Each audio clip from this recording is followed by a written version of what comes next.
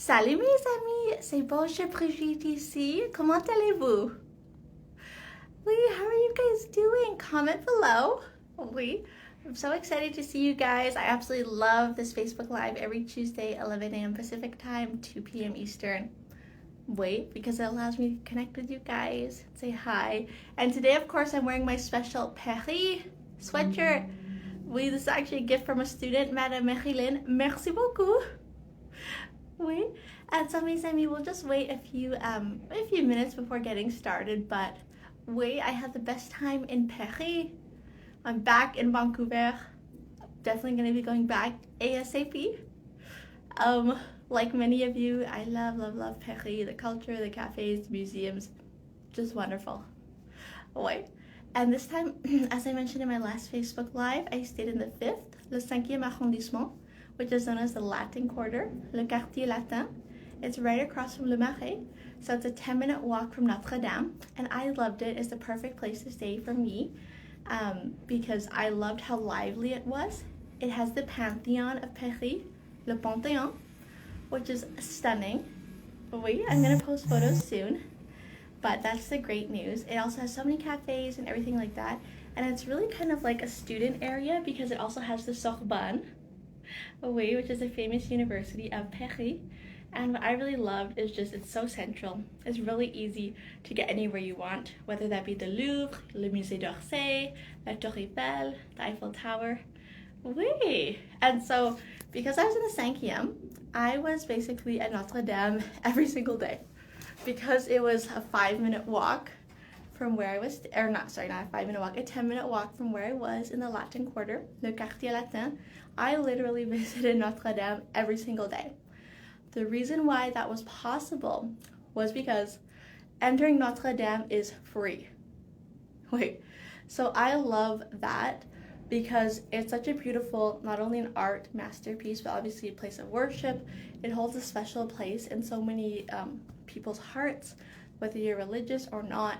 It really symbolizes Paris, France, and now, of course, with the post-fire restoration, it really symbolizes resilience and how to, overcome tragedy, adversity, etc. Because obviously much of it was burnt down and there was a lot of, fire damage, but they were able to restore it. Oui. And so from my understanding, it opened this past December 2024. So I had visited Notre-Dame de Paris, the church, the cathedral, whatever you want to call it, l'église ou la cathédrale. I had been there before the fire. So my personal thoughts on the restoration. I loved it then. It was absolutely stunning, but I noticed the interior was very dark and gray. And this is because, of centuries of dirt, soot, grime, candles burning. Of course, that gives off like particles that can kind of make your walls a little gray. So imagine that over centuries. So when I visited Notre-Dame before the fire, I noticed it was really dark inside. The walls were like gray. Of course, it was beautiful. The stained glass was stunning, but it was really dark on the inside. So I loved it. I absolutely loved it. Oui. Oh, we have some people joining now. Bonjour, Bill. Comment ça va? Excellent, mes amis. For those joining, comment below in the chat. Oui. Bonjour, Bill. Comment ça va? How are you? Comment below. Bonjour, Madame Véronique, comment ça va? Excellent, Madame Véronique, it's so nice to see you, I'm so glad, I hope you're doing well, Madame Véronique, comment below. Wait, Madame Véronique, I haven't had the chance to watch your testimonial yet, I've been crazy busy, but I will do it ASAP, so merci beaucoup.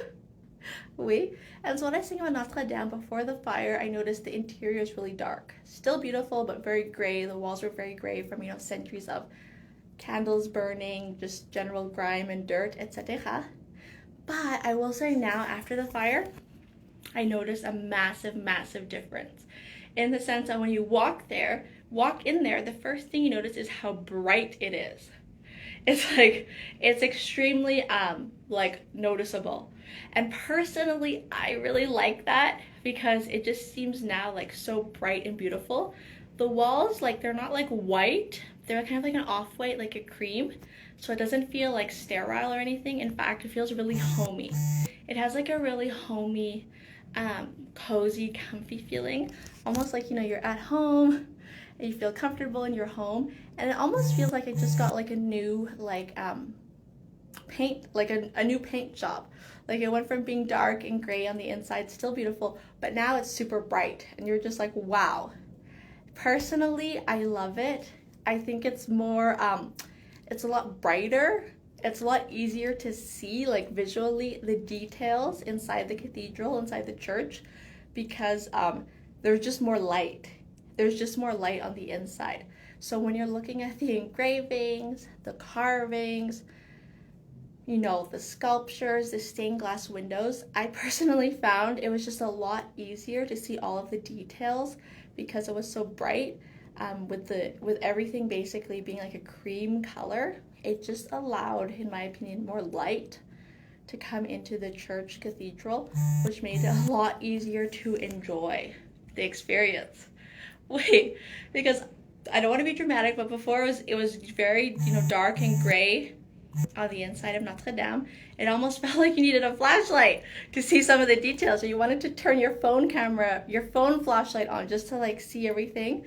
But now it's a lot easier. And so I was with some people I met in the lineup, and they said the exact same thing. They had also been to Notre-Dame before the fire, and the first thing you notice as you step in, it's like, wow, it is so bright, and it's so much easier to see everything. Wait, so like I said, I went a few times. I went during the day, I went at night, I went a lot of different times. And yet, even at nighttime, when it was obviously dark outside, it was still really easy to see all the details inside. And that's what you want to see, because there's so many beautiful, you know, centuries old carvings, sculptures, everything etched into the walls, and the stained glass as well. So the great news, of course, is that Notre-Dame did not burn down, thank God. Wait. And I actually think now, post-fire restoration, it's an even better time to see it, because the details are just so much, they're just so much easier to see. It's more clear. Think about, you know, if you were walking into like a kind of darkish room and you were trying to make out things, that was kind of lit by like candlelight, whereas now it's just like the lights are on. Wait, bonjour Ricky, how are you? Comment ça va? Wait, and so the great thing, mes amis, is that, of course, as I mentioned before, I'm wearing my Paris shirt I just got. Wait, so I had to wear that today for you guys. I love it. It's actually a gift from one of my students, Madame Marilyn. Merci beaucoup. Oui, excellent. Bonjour Marie-Jo, comment ça va? Bonjour Ricky. Oui, comment how you're doing below. So now for this part of the live, I'm going to talk about how to get into Notre-Dame. Luckily, unlike other touristic sites, historic sites in Paris, Notre-Dame is super easy. So basically, if you're in Paris for a couple of days, I would try to visit Notre-Dame as much as you can. So I was in Paris for 2 weeks, pour 2 semaines, and during the week, the lineup to Notre-Dame was not busy at all. You kind of have to think of it like Disneyland, in the sense that it helps you estimate crowd control. So during the week, when people are working, kids are at school, people are not on vacation, the lineup to get into Notre-Dame is really short. Basically, you wait 5 minutes and you enter for free. So it's kind of like Disneyland. During the week, obviously, people are working at school, they're not on vacation, so the lineup's less. Wait, so if you're in Paris for like an extended period of time, like maybe 4 days or above, I would just go to Notre-Dame during the week and just line up, because honestly, the lineup, it takes like 5 to 10 minutes and then you're in. The nice thing about that is that you're not like tied to a specific time slot where like you have to be on time, and if you miss it, you get like really stressed out. Wait. Bonjour Yannick, comment ça va? How are you doing? Great, Yannick, comment below. So if you have like a couple days in Paris, I would go that way because it's more flexible, and that way you don't have to rush around, you know, killing yourself trying to make a time slot. Because as we all know, that can be very stressful depending how your day is going, transportation, etc. If you're on foot, it's a lot easier because obviously you're avoiding traffic, things like that. Same with the metro. But just remember, Paris is a huge, huge city. C'est une très grande ville. So it's very easy to get lost. So even though Google Maps might say it's a 10, 15, 20-minute walk, make sure you allow yourself extra time, because Paris was really built, you know, in a spiral way. And it goes back all the way to the Roman times. The Romans built Paris. So it's very different from North America where everything is like laid out like in a straight line. Wait, in Paris, all the roads are windy. They curve, they zigzag, some of them go this way, that way. Wait, so it's very easy to get lost. And sometimes when they curve, like they turn into a different road entirely. So just keep that in mind. And then some people say, oh, Brigitte, what if I Uber everywhere or taxi everywhere? Yes, it's possible, but you have to keep in mind that, just like for big events in North America, like for concerts, stadium events, the drop-off is usually a ways away, like slightly a ways away from the actual site. So for Notre-Dame, like they can drop you close, but like not like right there necessarily. So even if like your Uber's like, I'm gonna be there in 20 minutes, 5 minutes, just make sure you allow yourself some extra time to walk from the drop-off area to the site. Wait, and so if you have some time in Paris, I would just recommend lining up during the week. Of course, like noon time is going to be the most busy because that's when, I guess tourists from out of town usually have their lunch, go there. Evening time is going to be less people. So then the lineup will be even shorter. But I will say that because I was there for 2 weeks this semaine, I also went to Notre-Dame on the weekends. The lineup was much longer. It was much longer. So again, think of it like Disneyland where people go there on the weekends. The kids are off school, people are not working, other people are on vacation. What you have to remember about Europe as well is that there's so many different countries within 2-3 hours. You can get to Paris, by plane, by train within 2 or 3 hours. So what I noticed a lot during this trip, which was in February and early March, was that there was a lot of domestic tourism on the weekends. So there was a lot of people from outside of Paris, different parts of France, coming to Paris for the weekend, for a long weekend. There are also a lot of people from Spain and from Germany. So they were just coming in for like a weekend trip just to see things. Notre-Dame on the weekends is a really hot item.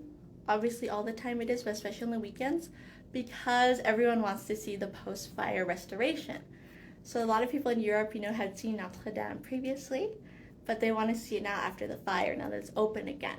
So what I noticed is that at Notre-Dame, the weekends are really busy. So I went a few times, and I would say the lineup was probably like anywhere from 15 to 30 minutes, but at noontime, it looked like the biggest. So I never went right at noontime because the lineup looked really long. But just note that if you just, you don't have a reservation, you just enter the lineup on a weekend, you probably have to wait a little bit longer. And that's totally fine, if you have time on your side. But if you're on a tight schedule, like let's say you're only spending 1-2 days in Paris, I would recommend booking ahead and reserving a time slot. So the great thing is that is free to do on the Notre-Dame website, le site web. So you can do that. I can't remember how far in advance you can book. I'd have to check. I personally never made a reservation there because, like I said, I was there for 2 weeks, so I just popped in and out whenever it was convenient for me. But if you're on like a tight schedule, you want to see you want to check it off your list. Want to see Notre-Dame on this day for sure and have no issues, I would make a reservation. So luckily it is free to make the reservation, which I think is so kind and generous of the French government, because honestly they could be charging so much for this experience because everyone wants to go see Notre-Dame, but it's free. So I think that just speaks to the kind and hospitable nature of the French people. A lot of people say French people can be rude, cranky. I disagree. I actually think French people are very nice, especially when you speak French. So if you're on a tight schedule, go to the website, make a reservation, but just keep in mind that your time slot is going to be really specific. So if you show up late, they'll try to accommodate you, but there's no guarantees. So I would recommend probably showing up early for your reservation, maybe like half an hour, just to make sure you get there in time for your specific time slot.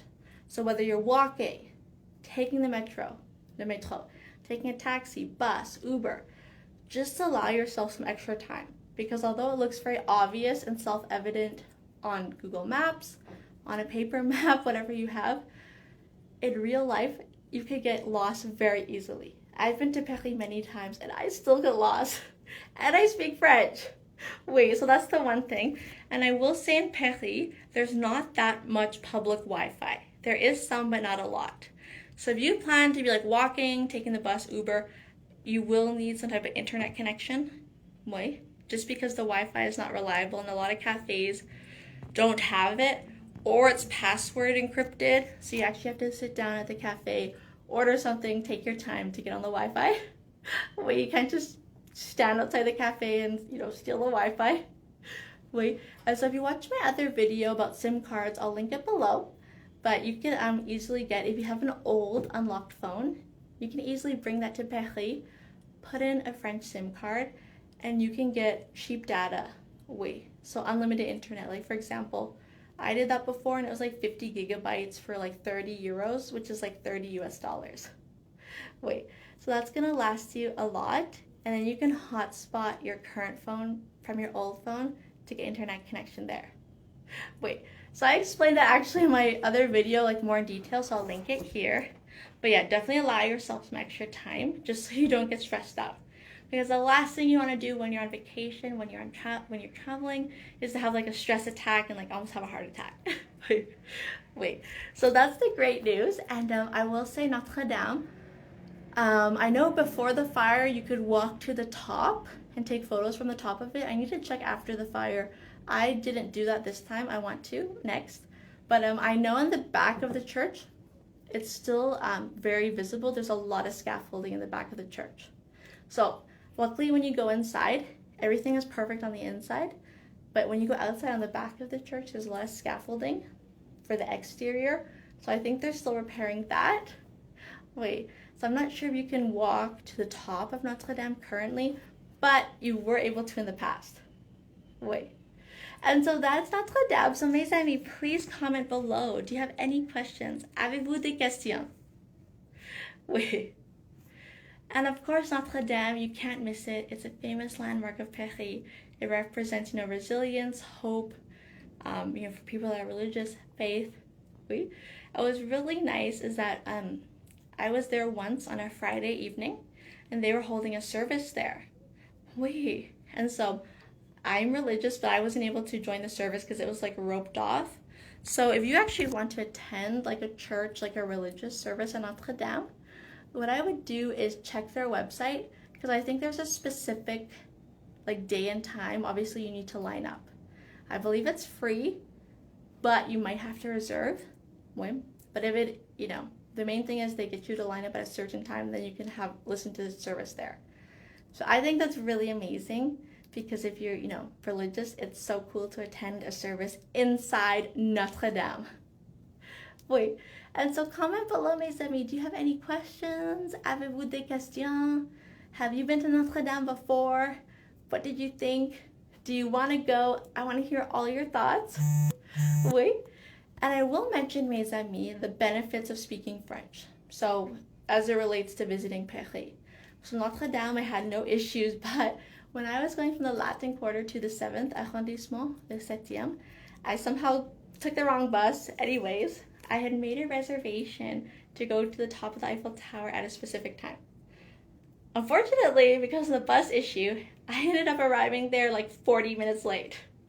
And I speak French and I had internet, and I still got mixed up with the buses.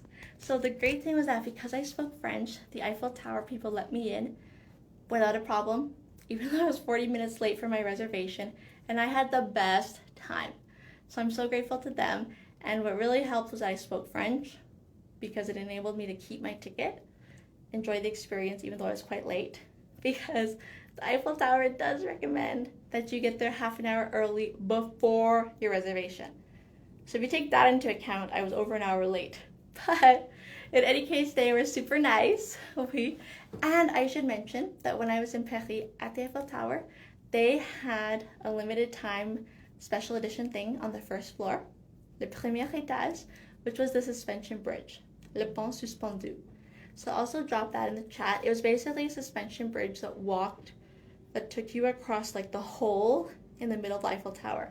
So it was super high and amazing. And at the time, it unfortunately closed March 9th, but hopefully they're gonna bring it back because it was so popular. I spoke to the staff. Basically at the time it was free for everyone who went up into the Eiffel Tower, whether you had the elevator ticket, the summit ticket, the stairs ticket, whatever ticket you had, the suspension bridge was included for free. So that was wonderful. But unfortunately, when I went there that day, there was literally a huge rainfall warning and wind warning. So I couldn't do the suspension bridge because it closed early because of the weather. So once I finished going to the summit, I had the elevator ticket, took me to the top. I asked the staff, I was like, obviously in French, I wanted to do the suspension bridge. Obviously it closed early because of the weather. I know it's an act of God, you can't control, but is there any way I could come back on another day and, not buy a new ticket, i.e. just do the suspension bridge for free? And they were so kind and they said yes. So would you believe it, mes amis? Because I spoke French and I was nice to them, they were nice to me, I was able to go back to the Eiffel Tower a few days later, do the suspension bridge with my same old ticket from a few days prior. So they did not make me buy a new ticket. They just let me go up with my old ticket. I had to take the stairs, which is totally fine because I'm very fit and, the stairs to the first floor aren't that bad. It's only maybe 8 minutes of stair climbing. But yeah, they let me go in for free and I was really happy I didn't have to buy a whole new ticket just to go up. And so that just shows some of the benefits, speaking French when you go to Paris. You really should speak at least some French because people will be so much nicer to you and more friendly to you. If you just speak in English, people will be a little rude to you and they'll put you, in the back of the restaurant. They won't give you good deals when shopping, they won't be very helpful. But if you speak French immediately, it shows that you're trying to, connect with their culture authentically. So people just want to open their hearts to you. Whether that be, giving you the best table in a restaurant, giving you a deal while shopping, helping you if you're late when arriving to a touristic site in Paris. So I definitely recommend learning French before you go. I know Veronique is learning, Ricky is learning. Bill, if you want to join us, comment French and I will reach out to you and make you a plan for whatever your needs are. Some people just want to learn a bit of French for their trip. Some people want to learn a lot of French and make it a lifelong hobby. So we can find a plan that works for you. Totally up to you. And that goes for anyone watching this. If you want to learn French, no matter what your needs are, just comment French and I will reach out to make you a custom game plan for learning French, conversational French, whatever your needs. And so basically, I am going to let you go, but please comment below if you have any questions about Notre-Dame, the Eiffel Tower, La Tour Eiffel, anything at all. Paris, the Latin Quarter, le 5e arrondissement, le 7e arrondissement, the 7th, which has the Eiffel Tower. And I will be more than happy to answer. I'm here to support you guys every step of the way. Of course, as you know, I was born in Montreal, Canada, Montreal. So if you want to go to Quebec, to Montreal, anywhere in French-speaking Canada, I can help you as well. And I also know quite a bit about Morocco because we went there last October for my group trip, immersive French-speaking group trip, and we're going to go there again this November. So I'm going to share details on that shortly, but if you have any questions really about French-speaking countries, I can help you out. I also know Tahiti pretty well because one of our students, Jane, from Australia, has told me a lot about that, even though I haven't been there personally. So mes amis, I'll let you go. It was so good seeing you. Merci beaucoup. Merci beaucoup. Thank you so much for coming. It's always a pleasure. It's always amazing to see you guys. And yeah, if you have any questions, si vous avez des questions, je suis ici. But if not, I will save this and post it in the group so you can watch it whenever it works for you. I'll also download it and upload it to my YouTube channel so that way you can watch, if you need any tips for the future. So merci beaucoup mes amis. I'll see you soon next Tuesday. Merci beaucoup mes amis. À très bientôt. See you very soon. Au revoir mes amis.